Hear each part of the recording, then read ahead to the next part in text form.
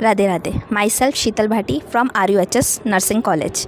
तो आज इस सीरीज के अंदर अपन MSN को स्टार्ट करेंगे, जिसके अंदर अपन CVS के इम्पॉर्टेंट टॉपिक्स को डिस्कस करेंगे। CVS के अंदर आता है एंजाइना, एंजाइना पेक्टोरिस, CAD और MI। इसमें 3 इंपॉर्टेंट डिजीज़ हैं।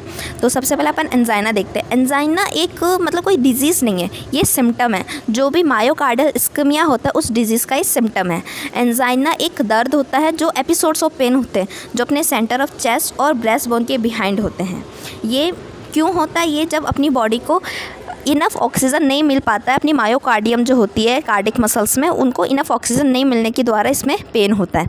ये 3 प्रकार की होती है, क्रॉनिक जिसको अपन स्टेबल भी कहते हैं, फिर अनस्टेबल और प्रिंजमेटल जिसको वेरिएंट भी कहते हैं। क्रॉनिक के अंदर ये इस वजह से होती है कि जो भी कोरोनरी आर्टरीज होती है वो नैरो हो जाती है। नैरो क्यों हो जाती है? जैसे कोई भी प्लैग एथेरोमा जो भी फैटी टिश्यूज़ होते हैं उनका एथोरोमा, उनका गुच्छा बन जाता है, उसे अपन कहते हैं एथोरेमा, और जो कोरोनरी आर्टरी को नैरो कर देता है। ये कम से कम 5 मिनट ही होता है और रेस्ट या फिर मेडिसिन नाइट्रोग्लिसरीन के द्वारा ये रिलीफ हो जाता है। लेकिन अनस्टेबल होता है, जो भी क्लॉट जमा है वो डिसोलेशन हो जाता है, उसका टूट जाता है। उसी वजह से ये अनस्टेबल पेन होने लग जाता है, और जो कि मेडिसिन या रेस्ट के द्वारा रिलीफ नहीं होता, और जो पेन 5 मिनट से ज़्यादा होता है। प्रिंजमेंटल है कि कोरोनरी वेजोस्पाज्म का मतलब ही नैरोइंग ऑफ कोरोनरी आर्टरी होता है, जो टेम्परेरी एंड ब्लड फ्लो को कम कर देता है। देन उसके बाद इसकी ईटियोलॉजी क्या होती है? ईटियोलॉजी ये है कि एज, फैमिली हिस्ट्री जो होती है, अगर फैमिली में किसी का उसकी वजह से हो सकता है। देन ओबेसिटी की मोटापे की वजह से, सेडेंटरी लाइफस्टाइल जो एकदम आरामदायक लाइफस्टाइल रहते हैं, एक्सरसाइज नहीं करते हैं और सिर्फ खाते पीते रहते हैं वो। और फिर एथेरोस्क्लेरोसिस, वही एथोरेमा जो कोरोनरी आर्टरीज में जमा हो जाना, smoking, high blood cholesterol level, ये सारी चीज़ें इसकी ईटियोलॉजी है। फिर इसकी पैथोफिजियोलॉजी में जो भी ईटियोलॉजिकल फैक्टर्स की वजह से क्या होगा? कोरोनरी थ्रोम्बोसिस होने के बाद जो भी ऑक्सीजन सप्लाई है वो अच्छे से हो नहीं पा रही है मायोकार्डियल मसल्स को, जिसकी वजह से ऑक्सीजन डिमांड बढ़ेगी, जो आगे जाके हाइपोक्सिया करेगी। ऑक्सीजन की कमी होगी तो वो पेन रिसेप्टर है उनको स्टिमुलेट करेंगे, और जो एंजाइना पेन को कॉज करेगा। इसके क्लिनिकल मैनिफेस्टेशन है कि चेस्ट पेन होगा। दूसरा, ये पेन रेडिएट होता है अपनी जॉ, आर्म, शोल्डर, फिंगर्स तक ये पेन रेडिएट हो सकता है। पेन 15 मिनट तक रहता है। फटीग, थकान, स्वेटिंग, अपनी स्किन भी काम ये कूल होने लग जाएगी। अब अपन इस डिजीज़ के अंदर डायग्नोसिस इवैल्यूएशन देखेंगे। सबसे पहले history taking and physical examination होता है। ये दोनों डायग्नोसिस अपन सारी बीमारियों के अंदर देखते हैं, ये कॉमन होते हैं। अब इसके अंदर एंजाइना चेक करने के लिए अपन ECG देखेंगे। ECG जो होती है वो XT एलिवेटेड होती है, जिससे अपन को पता चलता है कि एंजाइना है। Then PET, positron emission tomography, इसके अंदर क्या होता है कि जो रेडियो एक्टिव ट्रेसर होते हैं उसको अपन IV देते हैं। फिर वो ब्लड जैसे जैसे ब्लड फ्लो होगा वैसे वैसे वो ब्लड में डिसॉल्व होकर फ्लो होगा, जिससे अपन को पता चल जाएगा कि कहाँ पे क्लॉट है, कहाँ पे क्या दिक्कत है। देन हॉल्टर मॉनिटरिंग होती है कि जो 24 आवर्स की ECG देखती है। देन अपन चेस्ट एक्सरे करते हैं। देन मैनेजमेंट देखेंगे। मैनेजमेंट के अंदर अपन 3 चीज़ें देखते हैं, मेडिकल, सर्जिकल और नर्सिंग मैनेजमेंट। तो सबसे पहले अपन मेडिकल देते हैं, जिसके अंदर अपन नाइट्रेट्स देते हैं। नाइट्रेट्स क्या होता है? वेजोडाइलेटर्स होते हैं, जो भी आर्टरीज हैं, जो भी वेसल्स हैं, उनको डायलेट करेगी। देन एंटीकोगुलेंट, एंटीकोगुलेंट जो भी कोगुल है, जो भी प्लेटलेट्स का जो भी गुच्छा बना उनको क्या करेंगे? ये रिमूव करेंगे, उनको खोल देंगे, जैसे कि हिपैरिन हो गया, ये नॉर्मली इसका एग्जाम्पल है। देन बीटा ब्लॉकर जो भी हार्ट के ऊपर है, जो भी वर्क लोड होगा उसको कम करेगा। इसके एग्जाम्पल है मेटाप्रोलोल, प्रोपेनॉल। फिर आता है कैल्शियम चैनल ब्लॉकर है, ये कॉन्ट्रैक्शन ऑफ हार्ट को कम करेंगे। देन ओपियोइड्स, पेन के लिए अपन एनाल्जेसिक देते हैं। एनाल्जेसिक इतने काम नहीं आते, लेकिन यहाँ पे ओपियोइड्स ज़्यादा काम आते हैं। देन सर्जिकल क्या था? अपन करेंगे CABG, coronary artery bypass grafting. जो भी अपनी आर्टरी है, वेसल है, वो कोरोनरी आर्टरी है, वहाँ पे कोई भी डिफेक्ट है जिसकी वजह से वो ब्लड फ्लो नहीं हो रखा, इसलिए अपन एक बाईपास सर्जरी करेंगे, जो उस आर्टरी से जहाँ पे क्लॉट है उसको छोड़ के आर्टरी को दूसरी जगह से जोड़ देंगे, उसको अपन बाईपास ग्राफ्टिंग कहेंगे। फिर परक्यूटेनस ट्रांसल्यूमिनल कोरोनरी एंजियोप्लास्टी, जिसके अंदर अपन क्या करेंगे, ब्लड जो भी आर्टरी है, कोरोनरी आर्टरीज के अंदर स्टंट्स लगा देंगे, जो कि अपन छल्ले बोलते हैं उनको। फिर एथेरोक्टोमी, जो भी एथोरोमा है उसको ही हटा देना। एटोमी मतलब कि हटा देना, रिमूव कर देना।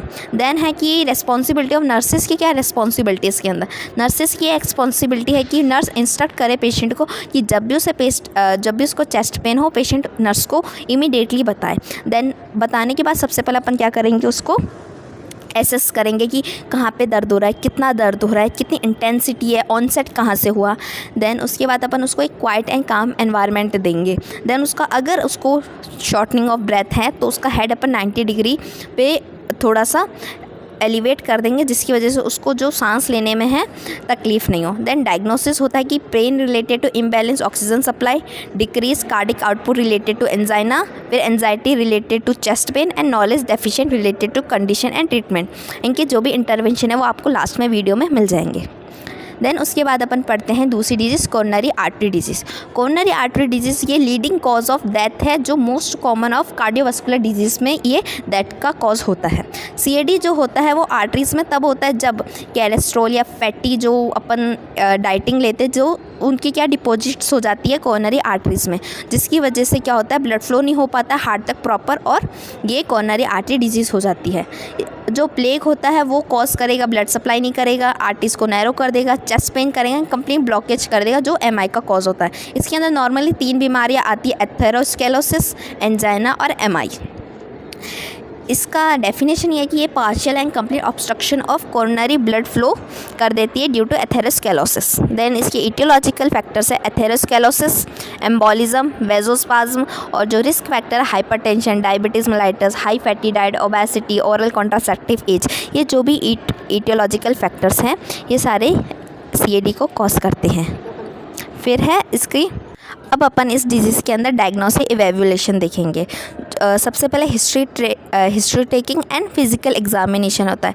ये दोनों डायग्नोसिस अपन सारी बीमारियों के अंदर देखते हैं, ये कॉमन होते हैं। अब इसके अंदर एंजाइना चेक करने के लिए अपन ईसीजी देखेंगे। ईसीजी जो होती है वो एक्सटी एलिवेटेड होती है, जिससे अपन को पता चलता है कि एंजाइना है। Then PET, positron emission tomography, इसके अंदर क्या होता है कि जो रेडियो एक्टिव ट्रेसर होते हैं उसको अपन आईवी देते हैं, फिर वो ब्लड जैसे जैसे ब्लड फ्लो होगा वैसे वैसे वो ब्लड में डिज़ोल्व होकर फ्लो होगा, जिससे अपन को पता चल जाएगा कि कहाँ पे क्लॉट है, कहाँ पे क्या दिक्कत है। देन हॉल्टर मॉनिटरिंग होती है कि जो 24 आवर्स की ईसीजी देखती है। देन अपन चेस्ट एक्सरे करते हैं। देन मैनेजमेंट देखेंगे। मैनेजमेंट के अंदर अपन 3 चीज़ें देखते हैं, मेडिकल, सर्जिकल और नर्सिंग मैनेजमेंट।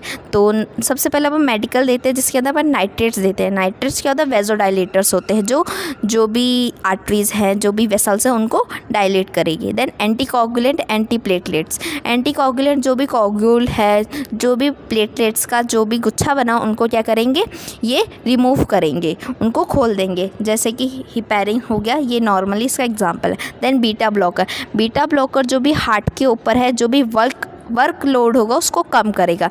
इसके एग्जांपल है मेटाप्रोलोल, प्रोपेनॉल। फिर आता है calcium channel blocker. Calcium channel blocker है, ये कॉन्ट्रैक्शन ऑफ हार्ट को कम करेंगे। देन ओपियोइड्स, पेन के लिए अपन एनाल्जेसिक देते हैं। एनाल्जेसिक इतने काम नहीं आते, लेकिन यहाँ पे ओपियोइड्स ज़्यादा काम आते हैं। देन सर्जिकल क्या था, अपन करेंगे CABG, coronary artery bypass grafting. जो भी अपनी आर्टरी है, वेसल है, वो कोरोनरी आर्टरी है, वहाँ पे कोई भी डिफेक्ट है जिसकी वजह से वो ब्लड फ्लो नहीं हो रखा, इसलिए अपन एक बाईपास सर्जरी करेंगे, जो उस आर्टरी से जहाँ पे क्लॉट है उसको छोड़ के आर्टरी को दूसरी जगह से जोड़ देंगे, उसको अपन बाईपास ग्राफ्टिंग कहेंगे। फिर परक्यूटेनस ट्रांसल्यूमिनल कोरोनरी एंजियोप्लास्टी, जिसके अंदर अपन क्या करेंगे, ब्लड जो भी आर्टरी है, कोरोनरी आर्टरीज के अंदर स्टंट्स लगा देंगे, जो कि अपन छल्ले बोलते हैं उनको। फिर एथेरोक्टोमी, जो भी एथोरोमा है उसको ही हटा देना। एटोमी मतलब कि हटा देना, रिमूव कर देना। देन है कि रिस्पॉन्सिबिलिटी ऑफ नर्सेस की क्या रिस्पॉन्सिबिलिटी इसके अंदर, नर्सेस की रिस्पॉन्सिबिलिटी है कि नर्स इंस्ट्रक्ट करे पेशेंट को कि जब भी उसको चेस्ट पेन हो, पेशेंट नर्स को इमीडिएटली बताए। देन बताने के बाद सबसे पहले अपन क्या करेंगे, उसको एसेस करेंगे कि कहाँ पे दर्द हो रहा है, कितना दर्द हो रहा है, कितनी इंटेंसिटी है, ऑनसेट कहाँ से हुआ। देन उसके बाद अपन उसको एक क्वाइट एंड काम एनवायरनमेंट देंगे।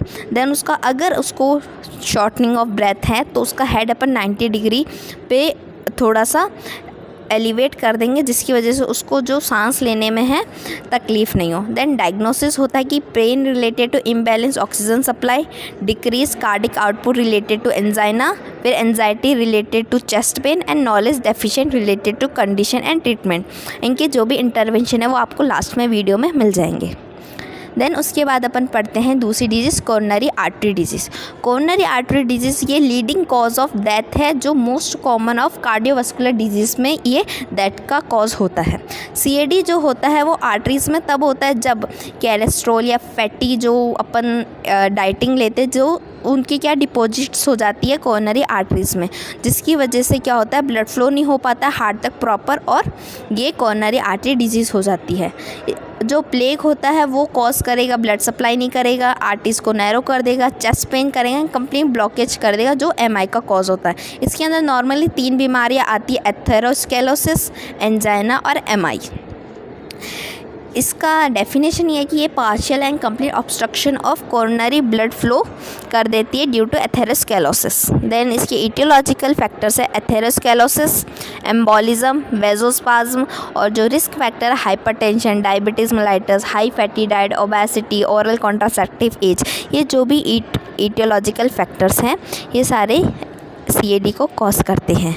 अब अपन पैथोफिजियोलॉजी देखेंगे। पैथोफिजियोलॉजी जो है स्टार्टिंग होती है उसकी कि जो भी इटियोलॉजिकल फैक्टर है उनकी वजह से लिपिड कैस्ट्रॉल जो है वो कोरोनरी आर्टरीज के अंदर एक्यूमुलेट होंगे, जिसकी वजह से फैटी स्ट्रिक बनेगा, वो आगे बढ़ेगा, पॉलिफरेशन होगी, देन जो फाइब्रस प्लेग बन जाएगा थोड़े दिनों में, और फाइब्रस प्लेग बनने के बाद ब्लॉकेज हो जाएगी कंप्लीट या पार्शियल, जो सीएडी को कॉज करेगी। देन इसके जो क्लिनिकल मैनिफेस्टेशन है वो अर्ली तो कुछ होते नहीं, असिम्प्टोमेटिक डिजीज़ होती है, जैसे एक हाइपरटेंशन है वो भी असिम्प्टोमेटिक होती है, वैसे ये भी एसिम्प्टोमेटिक होती है, लेकिन बाद में इसके अंदर क्या होगा, एंजाइना, चेस्ट पेन होगा, डिस्पनिया होगा, पाल्पिटेशन होगा, सडन डेथ भी हो सकती है हार्ट फेलियर की वजह से। देन एमआई के सिम्टम आते हैं वो अपन बाद आगे देखेंगे।